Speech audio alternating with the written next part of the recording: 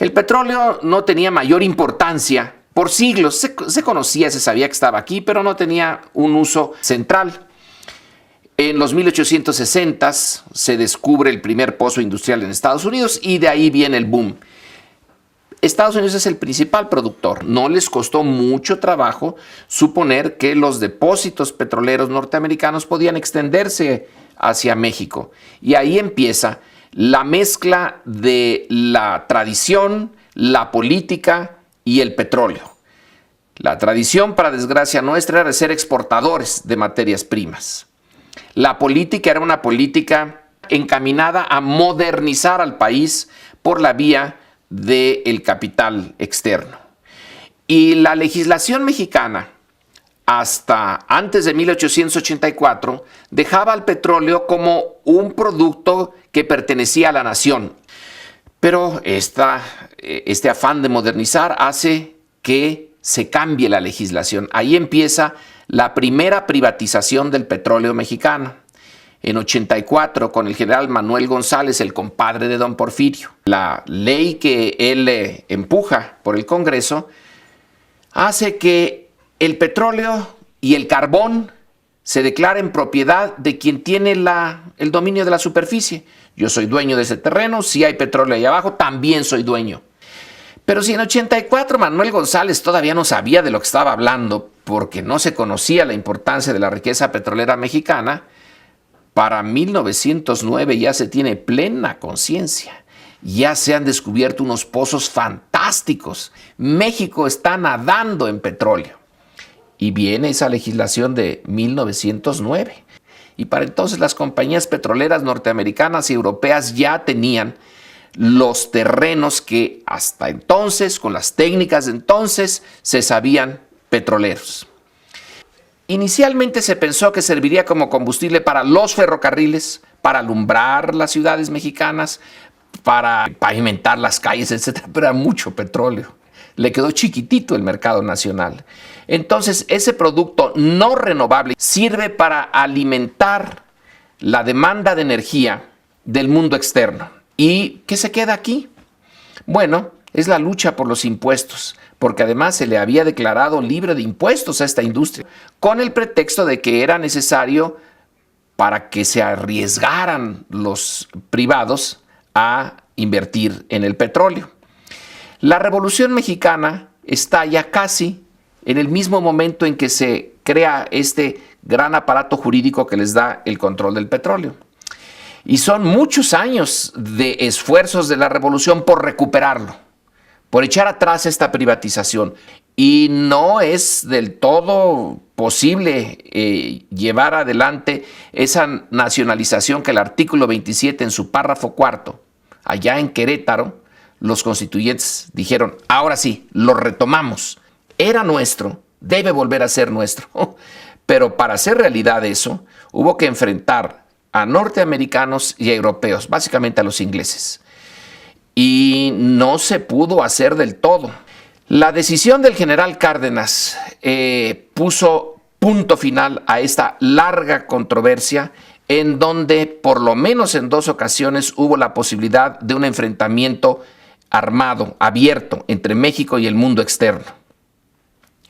El general Cárdenas ya no se preocupó mucho por el artículo 27, sino que atacó por el lado del sindicato. Y como las compañías decidieron no firmar el contrato colectivo en los términos en que se los pedía la Junta Federal de Conciliación y Arbitraje, ahora sí, la lucha llegó al punto en que o ellos o nosotros. La decisión de la expropiación llegó en un momento perfecto, justo, cuando el mundo estaba a punto de entrar en la Segunda Guerra Mundial y no tenía mucho tiempo, ni energía, ni ganas de meterse en un conflicto con México. El gobierno del presidente Roosevelt decidió que no, que Cárdenas había nacionalizado el petróleo, pero era un aliado contra los fascistas. Una vez que se acepta la nacionalización y expropiación, se creyó que se iba al vacío, que esto se acababa, que no podría México con ese paquete. Se pudo. Claro que se pudo a cambio de uno de los costos, es que al sindicato se le toleraron muchos abusos. Ahí está una semilla de ese sindicato que después se convirtió en una fuerza muy abusiva. En 40, el artículo 27 se modifica para que quede bien claro que la exploración, extracción, refinación del petróleo, distribución, era un asunto del Estado. Sin embargo, los petroleros extranjeros insistieron en volver. A Pemex le fue muy difícil conseguir préstamos para lanzar su programa de exploración y de búsqueda de nuevos campos. El gobierno norteamericano le prestó a México mucho para la Segunda Guerra Mundial, para que se sacaran materias primas, para que se enviaran a Estados Unidos, etc. Pero pasada la guerra, ni un centavo. México lo demandó varias veces y la presión para volver tuvo lugar desde el principio, con Cárdenas mismo, con Ávila Camacho, con Alemán. Y como Alemán es la derecha del PRI ya en el poder, encontró terreno más blandito. Y ahí entre 1949 y 51 se da el primer intento de reprivatización de la actividad petrolera. Y empezó a firmar contratos riesgo, 5 contratos riesgo, con otras tantas empresas norteamericanas. Pero, terminado el periodo de Alemán, con una cierta insistencia del general Cárdenas desde afuera y de lo que quedaba del cardenismo, se hace que en 1960 se modifique otra vez el artículo 27 para prohibir totalmente los contratos riesgo. Se decidió que México no fuera exportador de petróleo, que México tiene muy pocas fuentes alternativas de energía y que hay que conservar lo más que se puede el petróleo, porque es finito, hasta que llega López Portillo.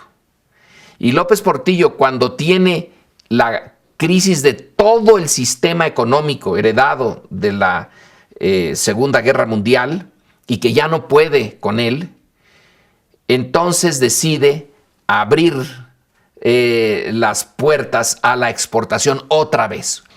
Esa idea de volvernos a meter al mercado externo le sirvió al gobierno federal para no hacer la reforma fiscal, para endeudarse como loco, y luego cae el precio del petróleo y la situación económica se vuelve ya insostenible. Se cae todo y se sigue ya por necesidad siendo un gran exportador de petróleo. Y una parte se la come el resto del mundo, no nosotros. Y ya en el siglo XXI se defendió un tanto el petróleo en el Tratado de Libre Comercio. A cambio de eso, México no consiguió el acuerdo migratorio. En el inicio del siglo XXI vienen los contratos de servicios múltiples en la cuenca de Burgos, en el norte del país, para extraer gas, y ahí están de nuevo las empresas extranjeras. Está ya, otra vez pareciera que volvimos a los tiempos de Alemán. Es un principio y todo llega a su culminación con lo que estamos viviendo ahora, con un proyecto de ley que ya señala, por un lado, que no se toca el artículo 27, pero se toca todo lo que lo rodea, las leyes reglamentarias. El espíritu del artículo 27 es bien claro, y aquí el espíritu se pierde y está rodeado de posibilidades como la de que las refinerías sean del capital privado, y no solo privado, sino tienen que ser refinerías de capital externo, porque ¿qué capital privado mexicano puede hacer refinerías? Que los oleoductos, que el almacenamiento, que la distribución. Entonces, la lucha política de ahora es parte de esta cadena que viene desde inicios del siglo XX, que cristalizó en esta lucha por el petróleo el nacionalismo que venía del siglo XIX, pero que se hizo duro con la Revolución Mexicana y llega a su punto culminante con Cárdenas. Renunciar a controlar el petróleo por parte del Estado, que se supone que es el representante de los intereses nacionales, es admitir una gran derrota, es decir, no podemos con el paquete. Nos lo dijeron en 38, pero lo vinieron a hacer en 2008. Por fin tuvieron razón ellos, esos, los de afuera, los que tienen tecnología, dinero, los que saben hacer las cosas. Pero si está Pemex en tan malas condiciones, es por la cantidad de recursos fiscales que le quita el gobierno federal, porque no ha tenido la capacidad, no ha tenido el valor, la voluntad política de hacer una reforma fiscal en serio. Claro, poner impuestos conlleva una responsabilidad. Ese gobierno tiene que hacer buen uso de esos impuestos, si no el ciudadano respinga. Para no meterse en problemas, lo saca del petróleo. Es lo más fácil, es lo más sencillo y lo más irresponsable. Y es un círculo vicioso. La irresponsabilidad se nutre a sí misma, el espíritu de irresponsabilidad de todos, de gobierno y de ciudadanos, porque está el petróleo. Pero el petróleo se está acabando. Ahora, en este momento se dice, pues que venga el capital extranjero, porque estamos ya en una crisis. Es un grito de desesperación, pero es también la idea, como dirían los anglosajones, de tener el pastel y comérselo al mismo tiempo. Poder comerme mi tajadita de pastel y no pagar por ella, sino que los extranjeros vengan y me la vuelvan a poner ahí. Pero eso de tener el pastel y comérselo a la vez es solamente por un tiempo, porque a la larga los que vinieron a poner las refinerías, los ductos, la distribución, etcétera, etcétera, etcétera, van a pedir mucho dinero. Y ahí el petróleo del futuro va a pagar por un presente que está muy mal administrado. Eso es en donde debemos de atacar. Allí debería de venir la reforma petrolera, allí, en eso, para liberar recursos y que Pemex con sus enormes ganancias pueda invertir en sus refinerías, en sus ductos, en sus almacenes y quedar todo en el espíritu de rescate que se creó en 1938, pero que viene de atrás, que viene desde el principio de la Revolución Mexicana. Lo que está sucediendo ahora es que hay por lo menos una parte de los mexicanos que quieren incidir antes de que las cosas ocurran. Están tomando el papel de ciudadanos. Cuando se unen por sí y ante sí, incluso al margen de los partidos, pero es un fenómeno nuevo. En México los movimientos sociales han sido muy localizados y muy efímeros.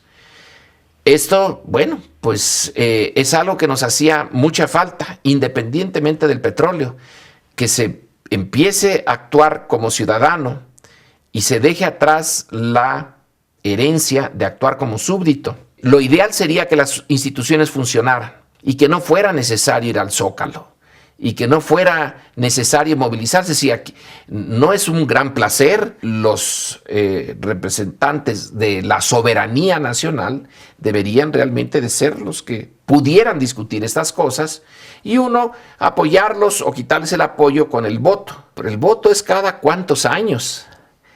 Y el tema del petróleo, como muchos otros, es un tema crucial que no se puede dejar a que cuando vengan las elecciones, porque las decisiones que se están tomando son decisiones vitales. Entonces, eso explica la movilización. Es una toma de conciencia, espero. Somos personas que estuvimos en segundos, terceros niveles de mando de Petróleos Mexicanos o del IMP. Entonces somos gente que sabemos de ese tema. Los hechos son aumento en la importación de gasolinas, gas natural y petroquímicos, disminución de reservas, disminución de la capacidad tecnológica de Petróleos Mexicanos. Son los resultados de una política errónea implementada desde que los neoliberales tomaron el mando de este país, es decir, de Miguel de la Madrid para acá. La iniciativa en su exposición de motivos los pone como hechos naturales o hechos de generación espontánea. Esos hechos son obra de los hombres y resultados de las políticas neoliberales. Es un paso más y un paso grande hacia la privatización total de la industria. Están diciendo, bueno, importamos gasolinas, qué horror. Bueno, ¿y por qué las importamos? Pues porque no quisieron construir refinerías. Déjeme darle un dato que en la exposición de motivos de las modificaciones al artículo 27 constitucional en su ley reglamentaria, lo dicen como una mentira absoluta, que Pemex fue forzado a invertir en el extranjero para poder surtir el mercado nacional, refiriéndose a la compra de Deer Park. La verdadera historia es: Petróleos Mexicanos tenía todos los estudios para hacer una nueva refinería. Yo ya estaba jubilado y me llamaron para participar como representante de la dirección general en esos estudios. Allí están. Y cuando ya íbamos a salir a concursar las primeras fases de la ingeniería de todas esas plantas requeridas, hubo un no rotundo. Se cancela el proyecto porque no hay dinero. Y inmediatamente después se dijo: vamos a invertir en la refinería de Deer Park. Bueno, entonces no hay dinero para construir refinerías en México, pero sí hay dinero para construir refinerías en el extranjero. Ese es un hecho incontrovertible, pero la exposición de motivos dice otra cosa. Aquí los ingenieros mexicanos, sin necesidad de que ningún extranjero interviniera, fuimos capaces de construir el sistema de refinación que está funcionando y que tiene todas las tecnologías que todas las refinerías del mundo tienen. No hay un tipo de plantas que no hayamos instalado, operado, mantenido, diseñado, y ahora ya somos incapaces. Pero ¿cómo quieren que no falten capacidades si desde hace muchos años están corriendo ingenieros, sustituyéndolos por burócratas de la iniciativa privada? Pues ¿cómo no van a faltar capacidades? Ahora, esos ingenieros ahí están, ¿eh? Esos ingenieros pueden volver a contratarse, esos cuadros se pueden rehacer, así como de 38, que no existían esos cuadros hasta 1982, se estuvieron formando consistentemente cuadros técnicos, ampliando sus capacidades y demás. Los responsables son ellos, son los que ahora se están asustando o nos quieren asustar. Con decir, fíjate cuánta gasolina se está importando, fíjate que no tenemos refinerías. Bueno, ¿y por qué no las hicieron? Pero el colmo, la petroquímica la privatizaron. Nos prometieron el oro y el moro. México iba a desarrollarse, todos los mexicanos íbamos a ser felices. Bueno, ¿y cuáles fueron los resultados? Pues nada más de la petroquímica de Pemex, de 20 millones de toneladas que llegamos a producir, se está produciendo la cuarta parte. Y la iniciativa privada está peor. La iniciativa privada, que antes era muy mayoritariamente mexicana, ahora ya no queda nada de ella, no invirtió nada y las pocas industrias que quedan están mayoritariamente en manos de extranjeros. Aparentemente ese es el camino, y por eso las mismas personas que hicieron posible con una reforma las leyes secundarias para bienestar del pueblo de México y que hicieron esas reformas en petroquímica, pues ahora las hacen en refinación, en transporte, en exploración, en explotación y en todo. Si lo vemos por sus frutos, son desastrosos, ¿eh? Con las leyes actuales se pueden construir refinerías, se pueden construir ductos, se pueden hacer exploraciones y explotaciones. Entonces, ¿por qué modificarlas tan radicalmente, cambiándoles su sentido? Pero esto no es una mejora, ¿eh? Es nuevamente un paso más hacia privatizar. Y privatizar no es vender tornillos, como dicen los neoliberales. Esa es una de las formas de privatizar. Pero vender mercados, vender oportunidades para el futuro, vender cosas o permitir las acciones de privados privilegiando sus intereses por sobre el interés nacional, eso es privatizar y es lo que están haciendo. Todo hace suponer que quieren entrar por la puerta de un Pemex paralelo. Pero si siguen debilitando a Pemex, ese Pemex paralelo va a ser el Pemex privado único. Con la petroquímica fue muy es el ejemplo de las privatizaciones que ya lo estamos viendo, que ya podemos medir sus resultados. No ha habido inversión, no ha habido progreso, no han habido ni privados ni públicos. ¿Quiénes son los que están felices con eso? Las empresas transnacionales que se apoderaron del mercado mexicano sin disparar un solo tiro. Teníamos el complejo más grande del mundo para producir amoníaco. Y amoníaco es comida, son fertilizantes. Ahí lo tenemos parado. ¿A eso le estamos tirando? Pues yo creo que no, ¿verdad? Estamos destruyendo el país. Los hechos están demostrando que la política tomada con los neoliberales fue equivocada. En cambio, las políticas tomadas por las gentes nacionalistas a partir de 38, pues los resultados fueron una industria pujante en general, con un balance extraordinariamente positivo para el país.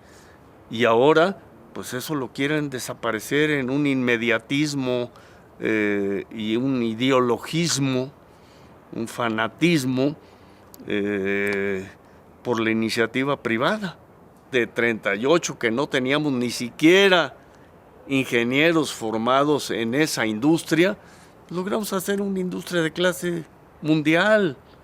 Y los que trabajamos para Petróleos Mexicanos, dirigiendo proyectos en el extranjero. ¿Por qué los hacíamos en el extranjero? Porque a pesar de los 20 millones de hombres hora ingeniería, que era una cantidad muy apreciable de hombres hora ingeniería, de capacidad tecnológica, Pemex crecía a un ritmo superior a eso. Y entonces nos íbamos al extranjero a contratar ingeniería y demás, siempre manteniendo que se comprara el máximo posible de equipo mexicano. Nosotros dirigíamos, no nos decían cómo dirigir. Entonces, no son especulaciones, lo supimos hacer. Yo no sé cuándo cree la señora que es el que nos volvimos inútiles. Hay que tomar el ejemplo de los americanos. Los americanos prohíben terminantemente que el petróleo crudo producido en su territorio sea exportado. Ellos pueden exportar gasolinas. Pero pues aquí somos la colonia. Para todas las naciones la industria petrolera es una cosa estratégica. Y es más, el sector energético es estratégico. Déjeme ponerle 3 o 4 casos. Cuando una firma alemana quiso comprar gran parte de la industria eléctrica de España, el gobierno español dijo: la energía eléctrica de España es para los españoles y por los españoles. Y yo agregaría, y la mexicana también, que dijeron ellos, porque pues aquí estamos llenos. Yo no tengo nada contra los españoles, pero aplican en su casa lo que no aplican en lo que en su mente consideran las colonias. Cuando los chinos quisieron comprar una empresa petrolera estadounidense, no. El Senado inmediatamente intervino, para que vea cómo intervienen las manos invisibles del mercado sin intervención gubernamental. Y el Senado prohibió que se vendiera, y se le tuvo que vender a otra empresa americana que ofrecía bastante menos. Cuando tomó posesión Sarkozy, el presidente de Francia, en su discurso sobre economía política, dijo: no, aquí somos seguidores de la globalización, del libre mercado, de las manos invisibles del mercado, pero en los sectores energéticos y alimentarios, allí esos factores del mercado están muy abajo de los intereses nacionales, y el Estado francés tomará las decisiones que benefician al Estado francés. Bueno, aquí vamos en sentido contrario. Nos dimos a la tarea de difundir estas ideas. Es muy difícil difundirlas en un medio tan cerrado, en donde los gurús son unos locutorcillos que saben de todo, ¿verdad? Pero claro, tienen la fuerza de lo que ellos llaman libertad de expresión, que no es libertad de su expresión, y no le dan cabida a nadie más. Pero lo que sí se necesita en todos y cada uno es informarnos un poco más para realmente ver las grandes diferencias, las grandes discrepancias. Los nuevos inquisidores ya dan por acto de fe, la iniciativa privada es mejor que el gobierno. No, espérate, para algunas cosas puede ser mejor y en unas circunstancias puede ser mejor y en otras es desastrosa o es peor. Eso tratarlo como un dogma de fe es absurdo, ¿verdad? Entonces yo creo que cada quien debe de buscar su trinchera, pero antes que buscarla necesita informarse. Así estamos y vamos para peor si se aprueban estas reformas. Cuando el general Cárdenas expropia, siendo presidente, expropia el petróleo,